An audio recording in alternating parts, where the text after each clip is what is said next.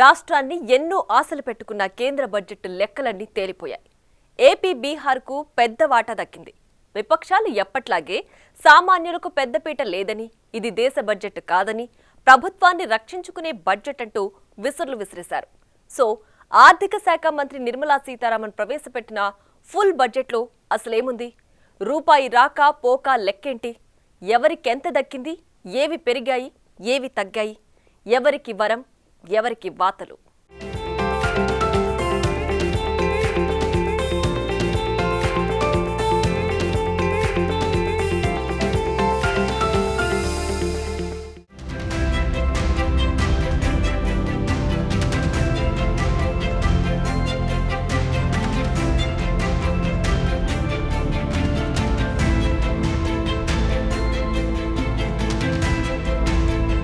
అంతా ఎదురు చూసిన కేంద్ర బడ్జెట్ను లోక్సభలో ఆర్థిక మంత్రి నిర్మలా సీతారామన్ ప్రవేశపెట్టారు. ఇందులో ఎవరి లెక్కలు వారివి. ఏ రాష్ట్రానికి ఏం దక్కింది? వ్యాపారులు, సామాన్యులు ఇలా అన్ని వర్గాల్లో ఎవరికి ఎలాంటి బెనిఫిట్స్ కలిగాయో క్లారిటీ వచ్చింది. రేట్లు పెరిగి తగ్గే వస్తువులపైన స్పష్టత వచ్చింది.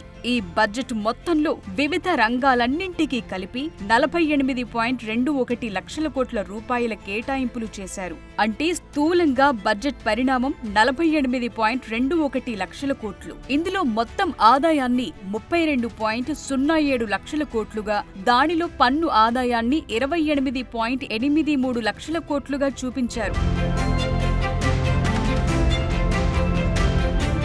ఈ ఏడాది ద్రవ్యలోటు 4.9% ఉండొచ్చని బడ్జెట్లో అంచనా వేశారు. అప్పులు, పన్నేతర ఆదాయాలు 16 లక్షల కోట్లుగా అంచనా కట్టారు. అలాగే కొత్త పెన్షన్ విధానంలో త్వరలో మార్పులు చేయనున్నట్లు బడ్జెట్లో ప్రస్తావించారు నిర్మలా సీతారామన్. తాజా బడ్జెట్లో కొన్ని మెరుపులున్నాయి. అవేంటో చూద్దాం. అంతకు ముందు కేంద్ర ఆర్థిక మంత్రిగా నిర్మలా సీతారామన్ సాధించిన రికార్డులేంటో చూద్దాం. 2019 మే 30 నుంచి ఆర్థిక మంత్రిగా కొనసాగుతున్నారు. అదే ఏడాది మోదీ ప్రభుత్వం రెండోసారి అధికారంలోకి వచ్చాక నిర్మలా తొలిసారి పూర్తి స్థాయి బడ్జెట్ను ప్రవేశపెట్టారు. తరువాత వరుసగా 2020-21, 2021-22, 2022-23, 2023-24 బడ్జెట్లు అందించారు. ఈ ఏడాది సార్వత్రిక ఎన్నికలు జరగటంతో ఫిబ్రవరి 1న 2024-25కు సంబంధించిన ఓట్ ఆన్ అకౌంట్ ప్రవేశపెట్టారు. ఇప్పుడు పూర్తి స్థాయి బడ్జెట్ను సభ ముందుకు తీసుకొచ్చారు. ఇప్పటి వరకు వరుసగా 6 సార్లు బడ్జెట్ ప్రవేశపెట్టిన ఆర్థిక మంత్రిగా మొరార్జీ దేశాయ్ పేరు మీదున్న రికార్డును నిర్మలా చెరిపేశారు. 1959 నుండి 1964 మధ్య దేశాయ్ 5 పూర్తి స్థాయి, ఒక తాత్కాలిక బడ్జెట్ను సభ ముందుంచారు. ఈసారి 1:22 నిమిషాల పాటు నిర్మలా సీతారామన్ సభలో ప్రసంగించారు. 2020 ఫిబ్రవరి 1న బడ్జెట్ను ప్రవేశపెడుతూ 2:40 ఆమె ప్రసంగించారు. ఇప్పటి వరకు అదే సుదీర్ఘ బడ్జెట్ ప్రసంగం. సో తాజా ఫుల్ బడ్జెట్లో రూపాయి రాక ఎలా ఉందంటే, ఇన్కమ్ ట్యాక్స్ 19%, ఎక్సైజ్ డ్యూటీ 5%, అప్పులు ఆస్తులు 27%, పన్నేతర ఆదాయం 9%, మూలధన రసీదులు 1%గా ఉన్నాయి. అలాగే కస్టమ్స్ ఆదాయం 4%, కార్పొరేషన్ ట్యాక్స్ 17%, జీఎస్టీ ఇతర పన్నులు 18%గా ఉన్నట్లు ప్రకటించారు. అదే సమయంలో రూపాయి పోకడ విషయం చూస్తే పెన్షన్లు 4%, వడ్డీ చెల్లింపులు 19%, కేంద్ర పథకాలు 16%, సబ్సిడీలు 6%, రక్షణ రంగం 8%, రాష్ట్రాలకు తిరిగి చెల్లించే ట్యాక్స్లు 21%, ఫినాన్స్ కమిషన్ కు చెల్లింపులు 9%, సెంట్రల్ స్పాన్సర్డ్ స్కీమ్స్ కు 8%, ఇతర ఖర్చులు 9%గా ఉన్నాయి.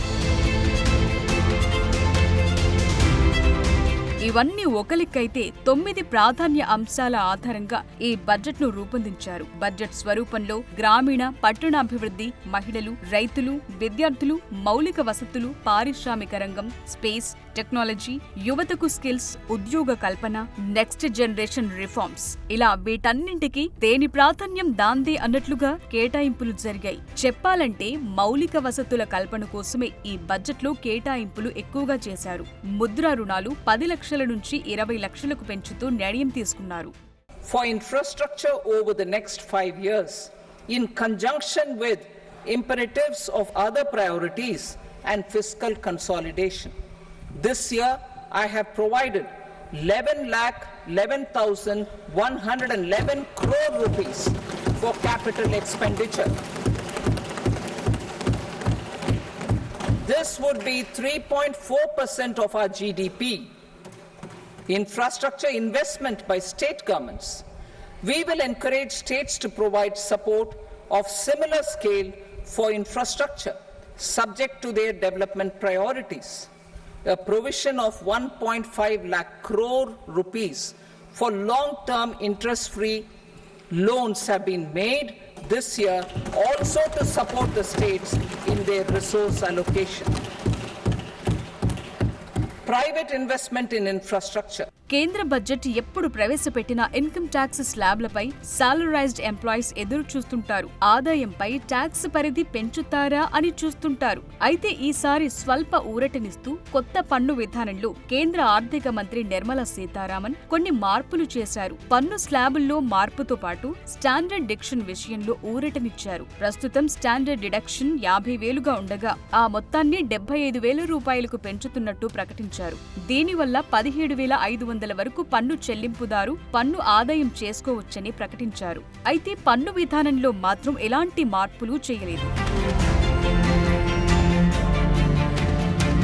బడ్జెట్లో ప్రతిపాదించిన మార్పుల ప్రకారం ఎప్పటిలానే కొత్త పన్ను విధానంలో 3 లక్షల వరకు ఎలాంటి పన్ను లేదు. గతంలో 3 నుంచి 6 లక్షల స్లాబ్లు 5% ట్యాక్స్ ఉండేది. ఇప్పుడు ఆ పరిమితిని 7 లక్షలకు పెంచారు. ఆ మేర స్లాబుల్లో స్వల్ప మార్పు చేశారు. గతంలో 6 నుంచి 9 లక్షల స్లాబ్ కూడా 7 నుంచి 10 లక్షలకు మారింది. దీంతో 10 లక్షల వార్షికాదాయం ఉన్నవారికి 10% పన్ను వర్తించనుంది. 10 నుంచి 12 లక్షల వరకు 15% పన్ను, 12 నుంచి 15 లక్షల దాకా 20% ట్యాక్స్, 15 లక్షల పైన వార్షికాదాయం ఉంటే 30% పన్ను వర్తించనుంది. TDS rate on e-commerce operators is proposed to be reduced from 1 to 0.1%. Moreover, credit of TCS is proposed to be given in the TDS to be deducted on salary. Further, I propose to decriminalize delay for payment of TDS up to the due date of filing statement for the same. I also plan to provide a standard operating procedure for TDS defaults and simplify and rationalize the compounding guidelines for such defaults. Modi 3.0 ప్రభుత్వం రావటంతో బడ్జెట్లో నిర్మలా సీతారామన్ పూర్తిగా కథ మార్చేశారు. ఆదాయాన్ని రాబట్టుకోవాల్సిన చోట రాబట్టుకుంటూనే ఇవ్వాల్సిన చోట ఇచ్చే ప్రయత్నం చేశారు. ఉదాహరణకు 15 ఏళ్లు దాటిన ఇండ్లు అమ్మితే గతంలో ట్యాక్స్ ఉండేది కాదు. కానీ ఇప్పుడు అమ్మితే వచ్చే లాభంలో 12.5% ట్యాక్స్ కట్టాల్సిన పరిస్థితి తెచ్చారు. అదే సమయంలో మహిళలు, బాలికలకు ప్రయోజనం చేకూర్చే పథకాల కోసం సీతారామన్ 3 లక్షల కోట్లను కేటాయించారు. వర్క్ ఫోర్స్ లో మహిళల భాగస్వామ్యాన్ని ప్రోత్సహించేందుకు వర్కింగ్ విమెన్ హాస్టళ్లను ఏర్పాటు చేయబోతున్నారు. ఈ ఏడాది విద్య, ఉపాధి, నైపుణ్యాల కోసం 1.48 లక్షల కోట్లు ప్రకటించారు. ఎంప్లాయ్మెంట్ లింక్డ్ ఇన్సెంటివ్స్ కోసం 3 పథకాలను కూడా తీసుకొస్తున్నట్టు తెలిపారు.